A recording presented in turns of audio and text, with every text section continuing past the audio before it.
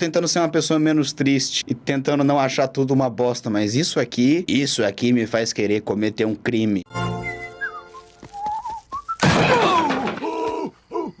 Sim, Jojo Land chegou. Bem, pessoal, hoje irei falar de Jojo Parte 9 Jojo Lands, que acabou de sair o primeiro capítulo, e esse capítulo me hypou tanto que eu tinha que fazer vídeo, sério. Caraca, que capítulo foda. Mas lembrando, obviamente vai ter spoiler de todas as partes que veio antes. Então se você não viu a 6, 7, 8...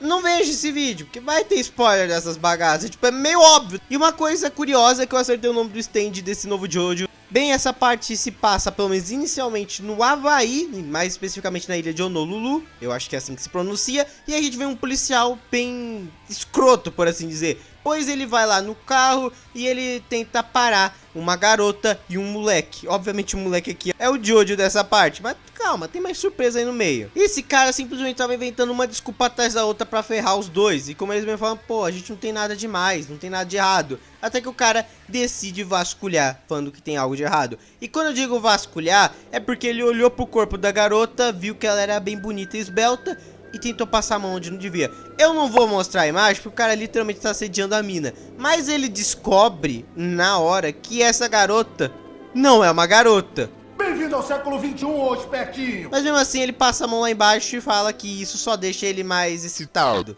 Olha lá, um filho da puta! Bem, esse desgraçado aí tentando algo de errado, mas o garoto sai do carro falando que não vai deixar isso barato e pra tirar as mãos do irmão dele. E quando fala pro moleque ficar no lugar dele, a gente descobre que o nome dele é Jodio. Jodio! Muita gente reclamou desse nome de primeira, mas eu até que curti desse nome. Sei lá, é meio estranho, mas eu achei engraçado. E logo em seguida, o outro policial tenta atacar ele e ele finalmente usa seu stand. November Rain é o seu stand e tem um design dos mais diferentes de um Jojo até então. E eu gostei muito disso, é um stand muito diferente do que a gente tá acostumado dos Jojos, em si que é mais humanoide, e eu curti. Só que assim, eu não entendi merda nenhuma da habilidade do November Rain.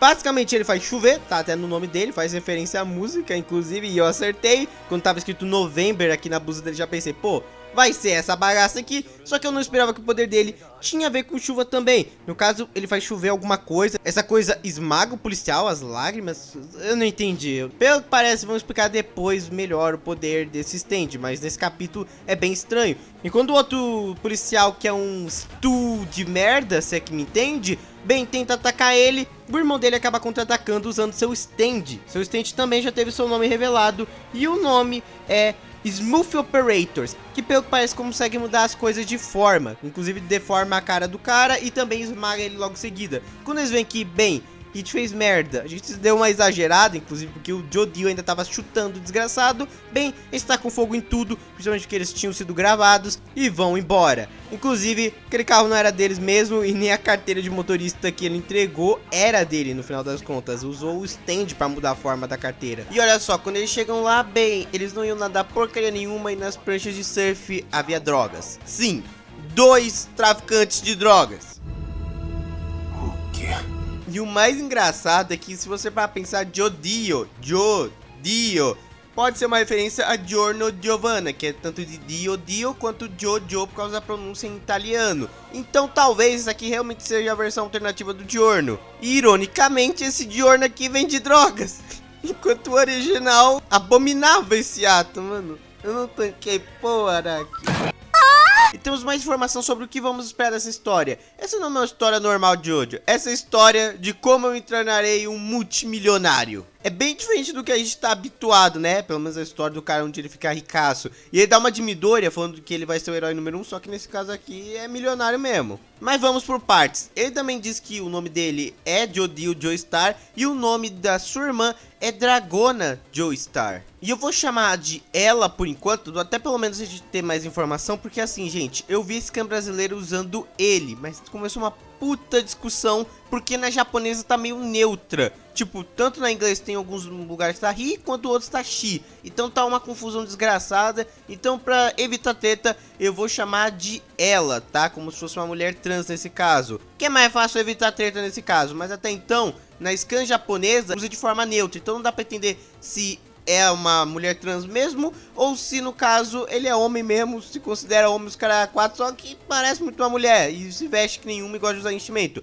Alas Tofu da vida, entendeu? Vamos esperar até o mês que vem pra mais informação. Inclusive, gostei bastante desse personagem. Na verdade, eu gostei muito dessa dupla de irmãos Jodio e Dragona. Sério, eu gostei muito. A relação deles é bem da hora e os dois se ajudam muito. Ela sempre também tem um ditado com ele, que nunca ultrapassa os limites. E a Yami não aprovou isso, mas também nunca desista. E isso provavelmente vai ser alguma coisa que vai ser utilizada depois em algum momento de desespero. E você deve estar se perguntando, tá, eles são Joestars, mas de onde exatamente? Sua mãe se chama Barbara M. Joestar. E bem, ela casou com o cara foi comprar cigarro e aí ela manteve o sobrenome dela nos filhos. Ela é filha de Joseph Joestar, o que faz esses dois aqui primos do nosso queridíssimo Josuke Higashikata desse universo. Então assim, interessante, eles são primos, olha só que da hora. Também mostra o Jojo indo pra escola e, bem, ele não vai pra escola porque ele quer estudar, e sim pra vender o bagulho, se é que me entende. E aí vem um moleque que parece um filho do Dio, com roupa de mergulho, mó estranho, moleque, tem a cara do Dio, sei lá por quê.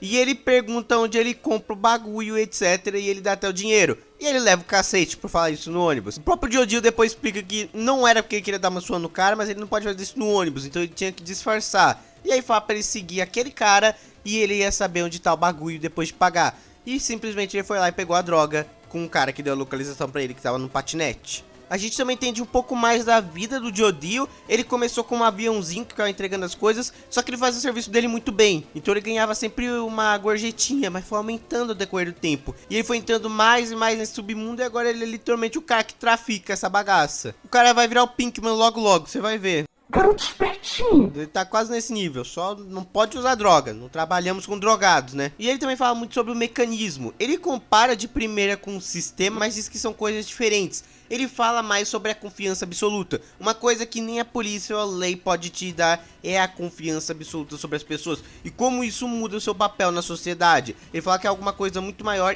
e onipresente, como se fosse um ecossistema. É bem interessante esse ponto de vista de um sistema, através do mecanismo. É bem legal essa parte toda do capítulo que foca nisso. Ele até dá um exemplo de um garoto que não parece ser uma pessoa ruim, não tem muita diferença entre os dois, só que o outro moleque é mais alto e ele parece estudar muito bem.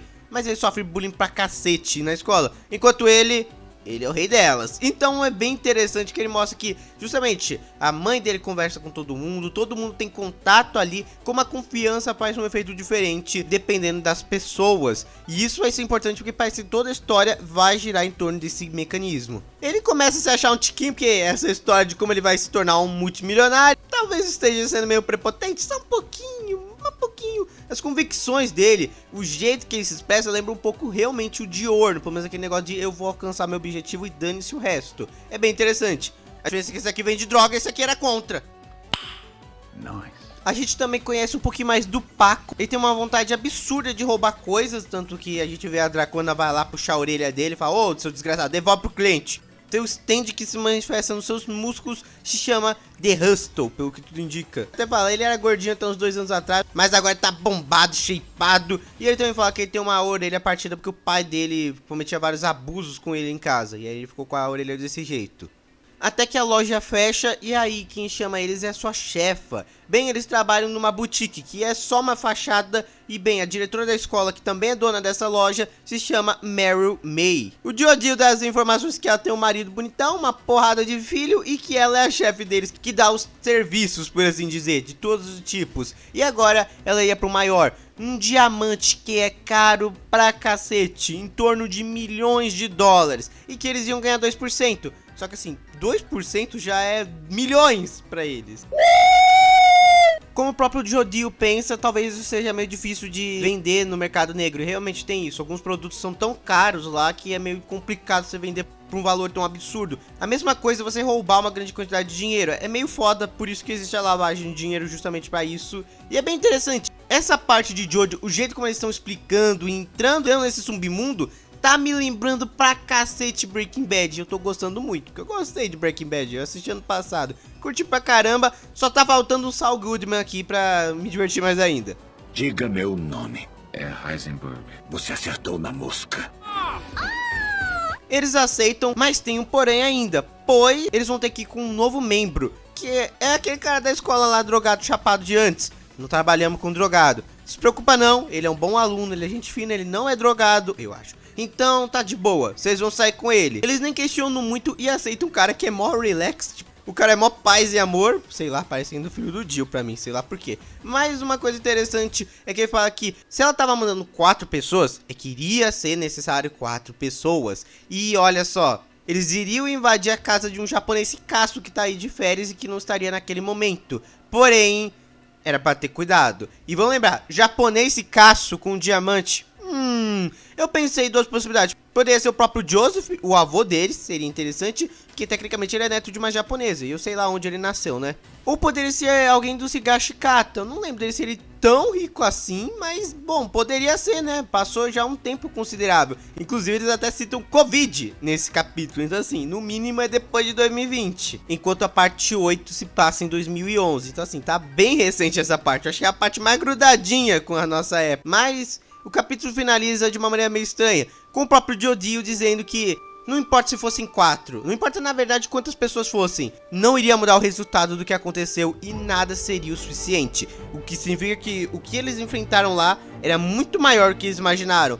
Já avisei que vai dar merda isso. Mas vai ficar isso pro mês que vem, já que Jojo agora é um mangá mensal, né, desde Steel Ball Run. Então, temos um mês aí pra teorizar quem aí eles vão roubar, quem é o japonês safado que tem esse diamante, como eles vão se lascar no próximo capítulo. E esse é o grande início das jornadas deles, de acordo com ele. O que vai rolar? Bem, eu curti muito esse capítulo, gostei da aplicação de como foi feito o mecanismo, é bem interessante. A própria pegada tá bem diferente das outras partes. Temos o Jojo mais criminoso até agora. Tá bom, o Giorno também é criminoso, mas aquele ali era contra a droga, esse aqui não. Eu achei bem interessante e eu acho que a gente vai ver sim uma boa parte da jornada de amadurecimento do Jodio, porque dá pra ver em alguns momentos que ele tem um lance de ser um pouquinho infantil ou até arriscado demais em alguns momentos. Talvez ele pague por causa disso, né?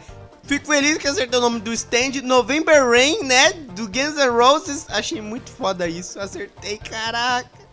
Parabéns! Mas bem, comenta embaixo o que você achou desse primeiro capítulo de Jojo Lands e o seu novo protagonista, Jodio Joestar. Muito obrigado a todos os membros do canal, vocês estão ajudando demais. Se puder se torne membro, que você vai ganhar vídeos antecipadamente. Eu espero que vocês, falou e fui!